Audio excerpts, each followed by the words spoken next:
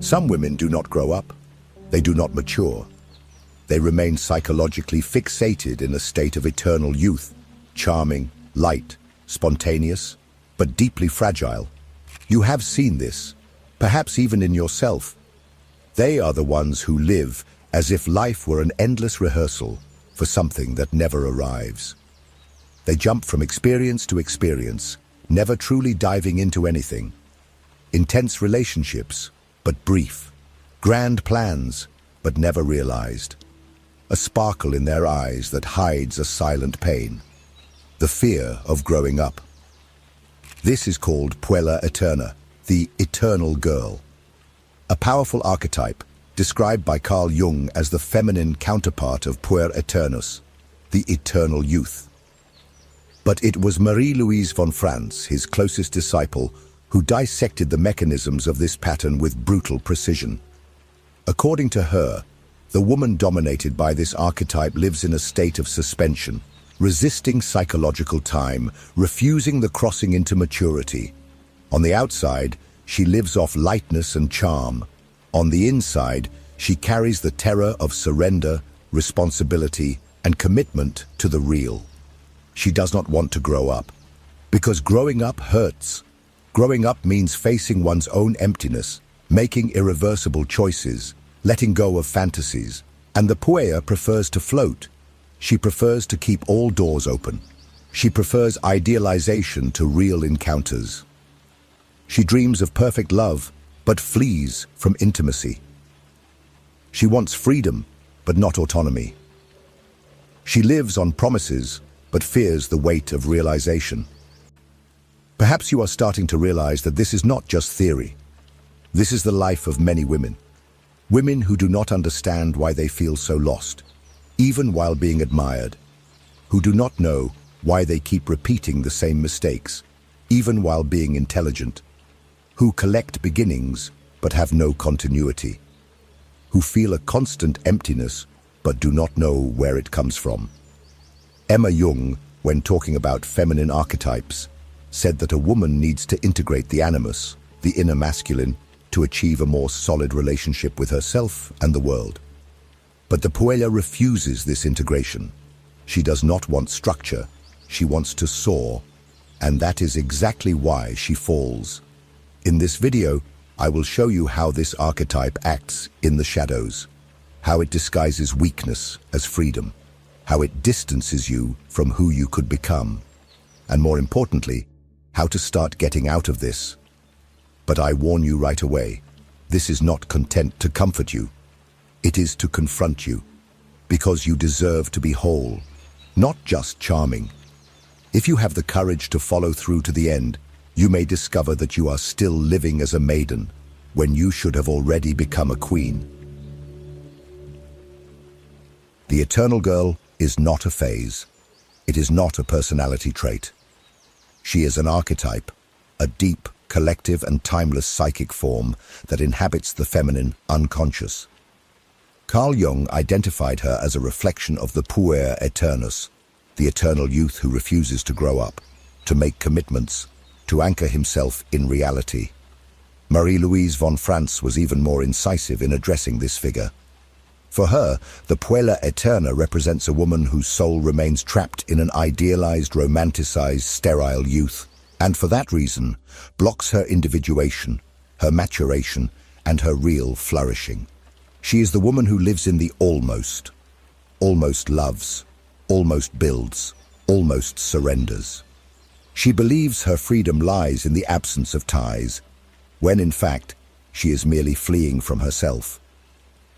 Deep down, she does not want to deal with the limits that life imposes.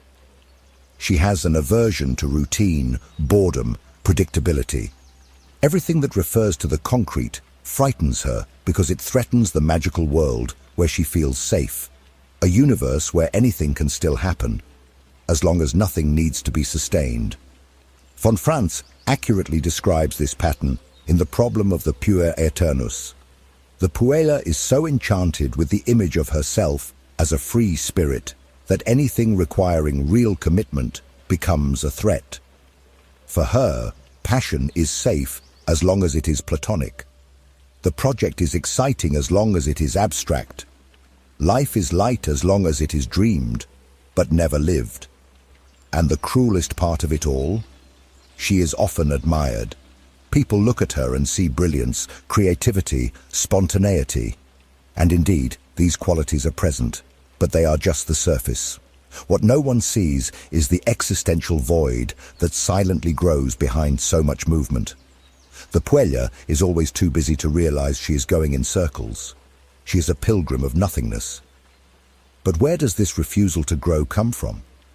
Why do so many modern women identify with this pattern? This is where the crucial point comes in. The Puella does not arise from nothing. She is the product of a culture that venerates youth and despises maturity. A culture that tells women that their value lies in being desired, not in being profound. That convinces them that the feminine is synonymous with lightness, not authority. Moreover, the eternal girl is often a psychic response to unresolved traumas. The emotional pain frozen in childhood creates an unconscious resistance to maturation. The wounded woman builds a charming persona to survive. But this mask, over time, becomes a prison. The archetype of the Puella is, in this sense, both a symptom and a defense mechanism. Emma Jung, in Animus and Anima, points out that a woman who does not work on her relationship with her own unconscious contents tends to be possessed by them. And the result is exactly that.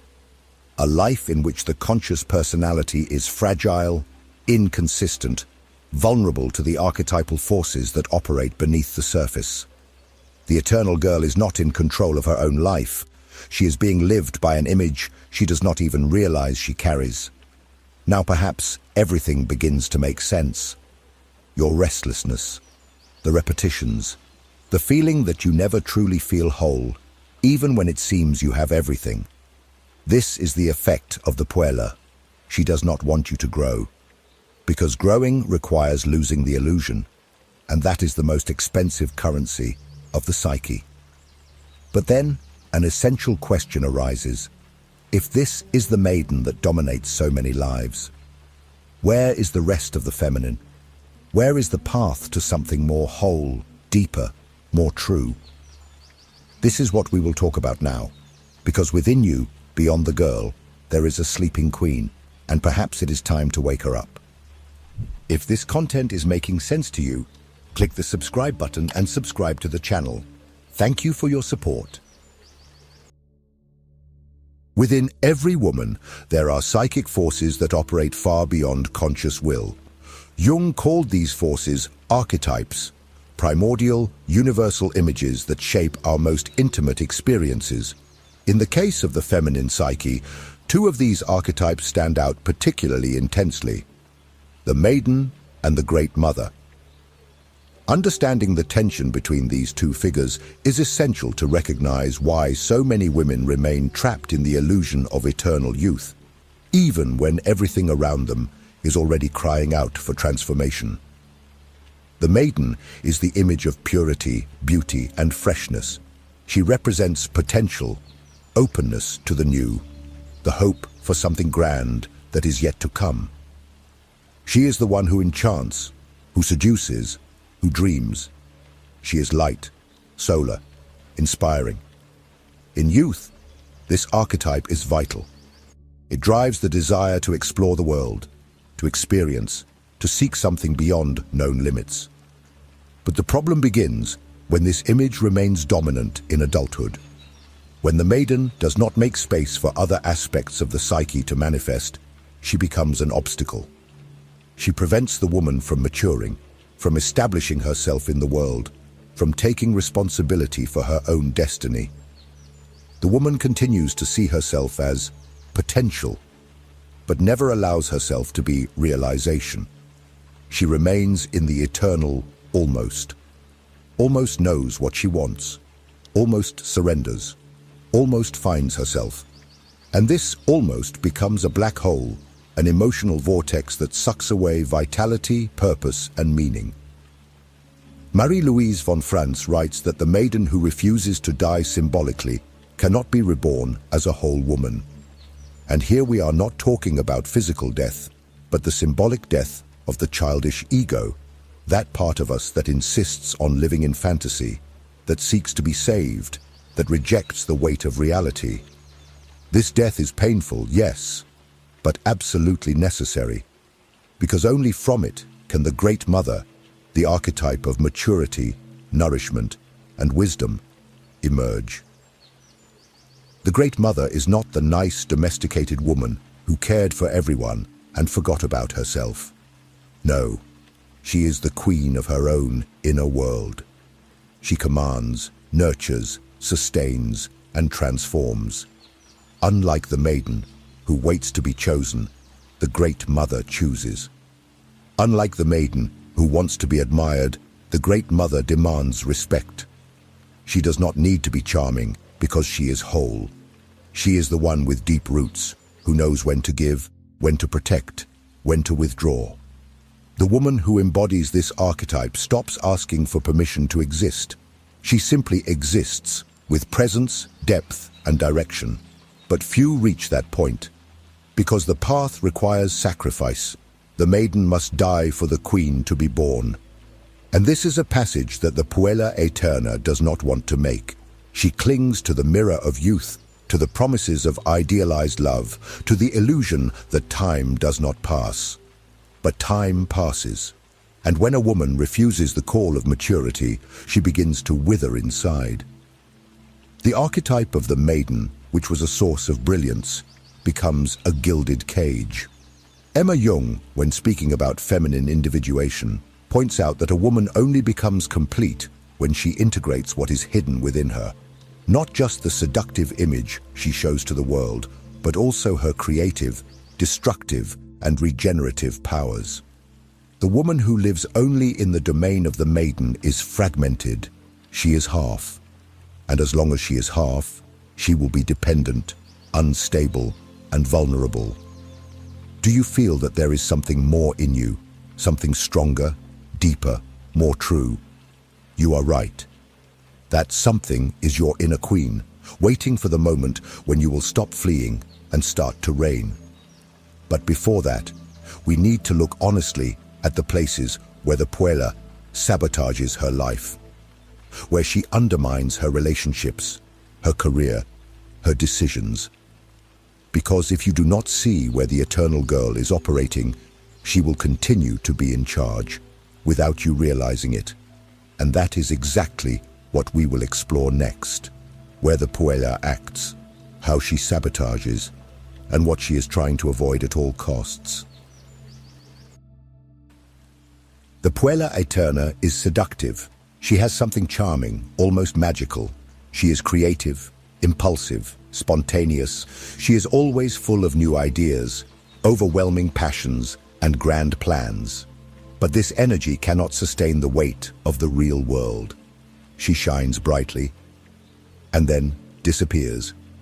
Because deep down, she doesn't want to sustain anything.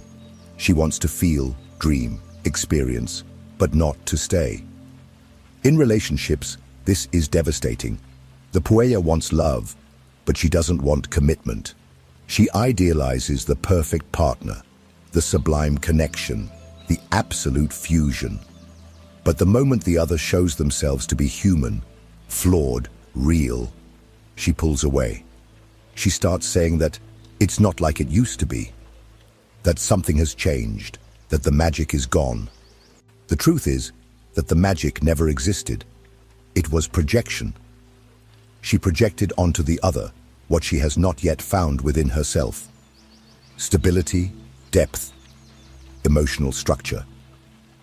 Marie-Louise von Franz, in The Problem of the Pure Eternus, describes the woman who, dominated by this archetype, lives in search of a savior, someone to pull her out of her internal confusion, to bring meaning to her existence. But when that man appears, she demands so much from him that no one can sustain. And frustrated, she returns to her cycle of idealization and rejection. This oscillation is typical of the Puella. She wants the ecstasy of the encounter, but she doesn't want the work of the bond. Because every bond requires renunciation, confrontation, frustration, and she is not willing to deal with that. In her career, sabotage follows the same pattern. The Puella is always seeking something that makes sense, something that matches her essence. She has difficulty accepting routine, discipline, continued effort. Everything that requires consistency suffocates her. So she starts projects with enthusiasm but abandons them at the first sign of boredom. She changes fields, courses, jobs, always thinking that she hasn't found her true mission yet. She says she is demanding, that she seeks authenticity.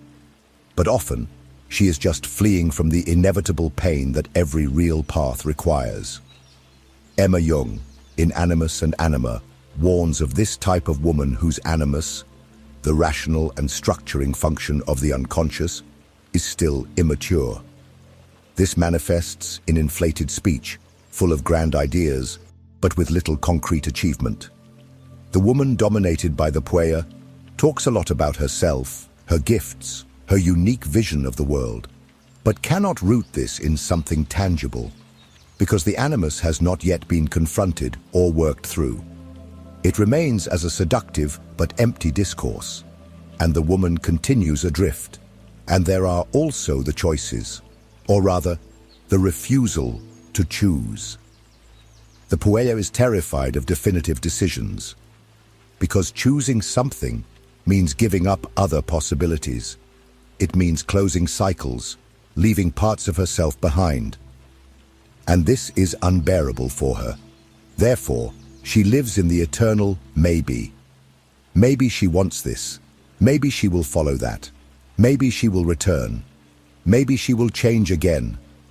This maybe keeps her in a suspended state where nothing truly flourishes because nothing has truly been planted. What this woman has not yet understood is that maturing is not losing freedom. It is conquering it.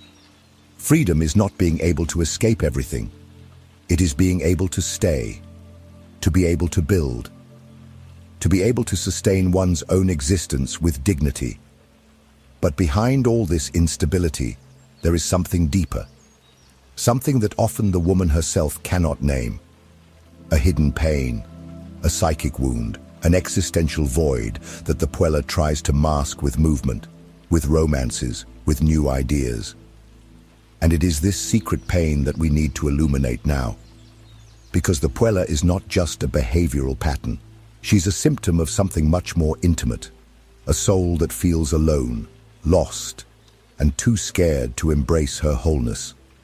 In the next part, we will dive into the shadow of the eternal girl and reveal the silent pain she tries to hide behind her enchantment. The Puella Aeterna enchants. She lights up the places she passes through with her lightness, her spontaneity, her almost mystical aura of eternal youth. She is sweet, delicate, sensitive, and yet deeply restless. She carries in her gaze a mix of hope and emptiness.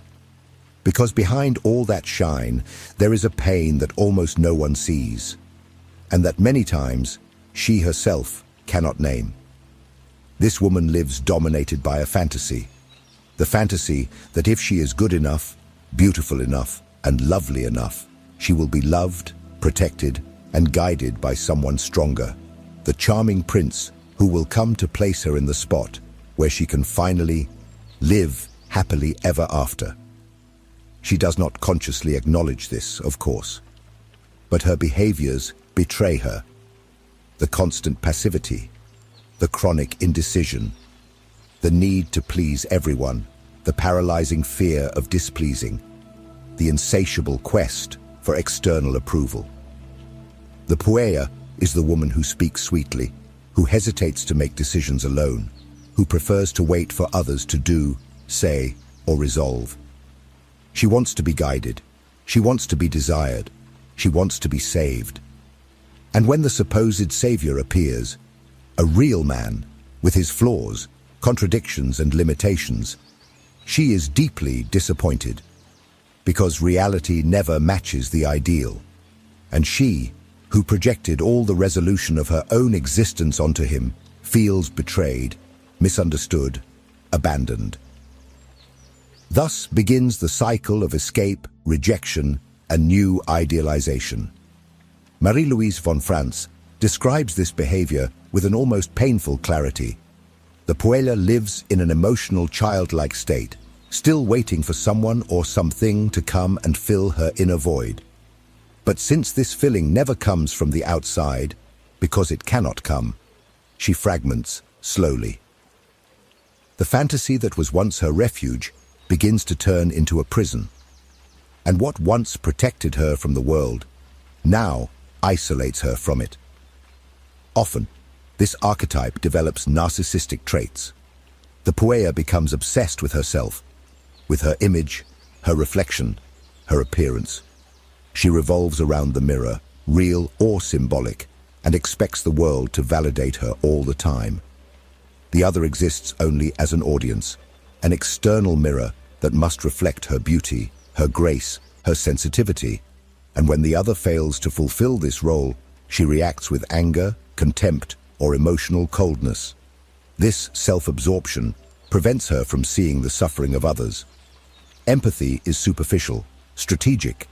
She knows how to appear sensitive, but deep down, her attention is always focused on her own inner drama. A drama that she amplifies in thoughts, gestures, and words, as if she were living an eternal romantic play. The Puella is both the actress and the spectator of her own life. And on this stage, the plot is always the same. She waits, she enchants, she is disappointed, she suffers, but she never changes. And there is one theme that terrifies her deeply: time. The idea of aging is unbearable, because the archetype of the eternal girl is closely linked to physical youth, fresh beauty, and the enchantment that only novelty brings. When the years begin to pass and the marks of time appear in the mirror, she enters a crisis. The fantasy begins to crumble, and with it, the identity she has built also collapses. She tries to resist. She invests in appearance, in performative affection, in emotional distractions. But nothing stops the approaching psychic collapse, because the problem was never time. It was the fact that she never built a solid, mature, real internal foundation. Without this structure, the passage of time becomes an existential threat, and many, unfortunately, succumb. There are cases where this radical refusal to mature leads to more severe psychological states. The Puella begins to disconnect from reality. She enters increasingly closed, more unreal internal worlds. Fantasies replace bonds, desires replace actions, real life becomes unbearable. And the charming woman of yesterday, who seemed merely dreamy, transforms into a reclusive, isolated figure, trapped in a subtle form of psychosis, where there is no longer any exchange with the world, only echo. And perhaps this is the most painful point of all. This woman is not bad. She is lost. She created this world of fantasy to protect herself. But now she drags these internal shackles through life, projecting them onto others, repeating cycles, and sickening her own soul. Not because she wants to, but because she doesn't know another way to exist. But there is another path. A path where the woman stops living as a fairy tale character and begins to live as the author of her own story. But to walk this path, she needs to do something that the archetype of the Puella will never allow. She needs to choose to grow. And it is about this growth, real, deep, painful, but liberating, that we will talk about next. Because there is a way out, but it requires you to cross the mirror. If what you're hearing resonates with you, you'll find real value in my ebook, Beyond the Shadow. It breaks down Jung's core ideas and gives you tools to understand yourself more deeply. Link is in the pinned comment. Breaking away from the archetype of the Puella Aeterna is not simple, and it is definitely not painless. It is, in fact, a brutal crossing. because it requires a direct confrontation with what this woman fears most: change.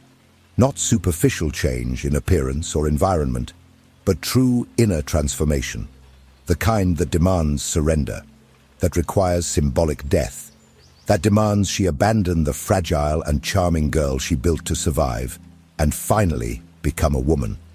This transformation does not happen by chance. It begins the moment the woman realizes that the cycle repeats, that the same patterns keep emerging: shallow relationships, postponed decisions, abandoned dreams, a chronic sense of emptiness and inadequacy. Reality knocks at the door. Time makes itself felt. And for the first time, perhaps, she faces the mirror without the veil of fantasy. It is at this point that the path of individuation, proposed by Carl Jung, reveals itself. Individuation is the process of becoming who you truly are. Not a persona constructed to be loved or accepted, but an integrated, conscious, living psyche. For this, the woman needs to stop fleeing from herself. She needs to stop chasing promises and new beginnings. She needs to commit to the process of maturity, even if it hurts. And it will hurt, because growing up requires renouncing the comfort of psychic childhood. And here comes the most delicate point: the relationship with time. The Puella is terrified of aging because she associates youth with freedom, beauty, worth. But this is an illusion created by a culture that idolizes appearance and ignores depth. Aging is not the end of freedom. On the contrary, it is the beginning of true freedom. Because only when the woman stops seeking external approval, performing enchantment, depending on others' gazes, does she begin to live authentically. Aging, in this sense, is maturing. And maturing is learning to choose, to sustain, to remain. It is moving from maybe to yes. It is stopping waiting for someone to solve her life and starting to take charge of her own psyche. It is abandoning the victim discourse and positioning herself as the author. It is understanding that being a woman is not being light and ethereal. It is being whole. Marie-Louise von Franz states that the true healing of the archetype of the puer or the puella begins when the individual commits to something greater than their own fantasies. It can be a job, a creation, a true relationship, a spiritual quest. It doesn't matter. What matters is the commitment, that word so feared by the eternal girl. Committing is planting your feet on the ground and saying, I am here, I choose to be here, and I accept the consequences of that. This commitment requires a pause in constant movement. The woman needs to stop fleeing. She needs to observe her patterns with radical honesty, reflect, silence. Ask herself, how long will I live adrift? How long will I hand my life over to the invisible hands of chance, others, luck? She needs to take command. This does not mean hardening, losing sensitivity, or killing the maiden within. It means integrating her, making space for the wise, firm, and mature part of the psyche. It means becoming a subject, no longer an object of others' desire. It means accepting that growing up is not about ceasing to be enchanting. It is about ceasing to be dependent. And here lies the great paradox. When the woman stops chasing idealized love, constant approval, the perfect life, is when she begins to be truly loved, because she finally shows herself as she is, without masks, without performance, with presence, with truth. But the journey does not end here, because now that the Puella begins to awaken to reality, she needs to find a new center of identity, a new internal place from which to live. And this leads us to the next and final part, the crossing of individuation, the birth of the whole, conscious, rooted woman. Life demands. It always demands. And for the woman dominated by the Puella Aeterna, this demand does not come from the outside. It comes from within. At some point, even with all the effort to maintain lightness, charm, and the appearance of freedom, something begins to crumble behind the facade. Emptiness settles in. Anguish intensifies. And a question begins to echo. How long will I continue to run away from myself? There comes a time when the archetype of the eternal girl no longer serves. It no longer protects. It no longer enchants. It suffocates. It imprisons. It prevents you from becoming who you truly are. Because what it wants is to keep you still, enchanted by promises, waiting for the right moment, the right man, the perfect opportunity. That never comes. And it won't come, because reality demands attitude, presence, responsibility. Reality demands maturity. The process of individuation, this path of integration of the psyche that Jung described, begins right here, when you choose to stop waiting. When you understand that maturing is not the end of beauty, but the beginning of depth. That it is not the end of love, but the start of real connections. That it is not the end of freedom, but the birth of autonomy. Breaking away from the Puella is an act of courage. It is letting go of an identity that has served you for a long time, but now limits you. It is crossing the desert of doubt, fear, and loneliness to find a deeper truth about yourself. It is looking into the eyes of the woman you could be and saying yes. The woman who emerges from this process is not perfect. She does not enchant everyone. She does not live on promises, but she is whole.